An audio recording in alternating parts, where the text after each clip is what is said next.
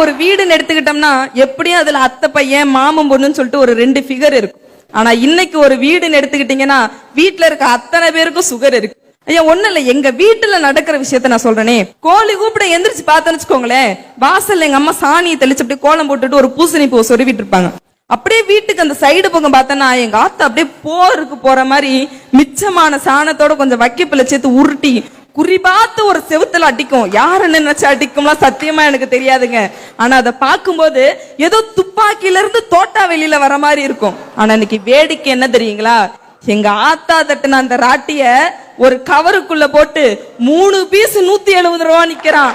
அதை வாங்குறதுக்கு இந்த 4 பேர் இருக்காங்களே நினைக்கும் போதுதான் கொஞ்சம் வருத்தமா இருக்கு. ஐயா ஒரு காலத்துல உணவே மருந்துன்னு சொன்னாங்க. ஆனா இப்ப மருந்து தான் நிறைய பேருக்கு உணவா இருக்கு. ஏன் தெரியுங்களா, என்னைக்கு எங்க கேப்பக்களிய மட்டன் தின்னு நீங்க பிராய்லர் கோழி பின்னாடி ஓடுனீங்களோ, என்னைக்கு எங்க